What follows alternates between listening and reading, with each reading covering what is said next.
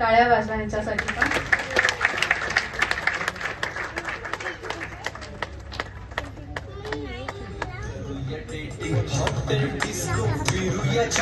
Personal आता करूया meeting.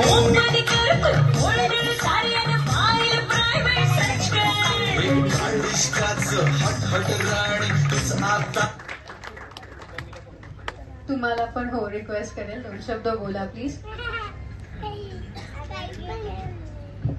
रसिक मायबापू नमस्कार. अनिकेतने जसा सांगितला प्रवास तसाच माझाही आहे. आणि करण सरांनी ज्याप्रमाणे सांगितलं की मी कॅमेऱ्यातून बोललोय तसंच आम्ही शब्दांमधून बोललेलो आहोत. आम्ही थोडी बदमाशगिरी केलेली आहे की पाहायला नक्की यायचंय 26 सप्टेंबरला. मित्रो, एक छोटासा व्हॉट्सअपवर मेसेज आला की आम्हाला सिनेमासाठी एक आयटम सॉन्ग लिहून हवंय. माझी आणि सरांची अजिबात ओळख नव्हती, कुठूनही आमचं कनेक्शन नव्हतं.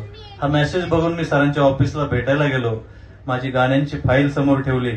आमचे चित्रपट महामंडळाचे समोर मेघराज राजे भोसले सर आहेत. या चित्रपट महामंडळात मी रजिस्टर केलेली गाण्यांची फाईल समोर ठेवली. सर म्हणले गाणी चांगली आहेत, लिखाण चांगलं आहे, पण आमच्या सिनेमाला एकही गाणं सूट होत नाहीये. हरकत नाही म्हणलं, मला सिनेमाची गाण्याची सिच्युएशन सांगा, मी तुम्हाला लिहून देतो. 8 दिवसांचा अवधी घेतला. सरांनी मला सगळा क्रायटेरिया दिला, या पद्धतीने गाणं हवंय. तर सगळं काही ऐकल्यानंतर मी 8 दिवसाचा वेळ घेतला आणि 2-3 दिवसात गाणं लिहून झालं. रात्री 1:30 वाजता गाण्याचे शब्द सुचले, झोपेतून उठलो आणि डायरी घेऊन लिहिली. आणि 2 दिवसानंतर सरांना भेटलो. ते गाणं होतं टच कर टच कर. आणि या गाण्याचे शब्द त्यांच्या काळजाला टच झाले आणि मला सिनेमाची सगळी गाणी लिहिण्याचं, दोन्ही गाणी लिहिण्याचं भाग्य मिळालं.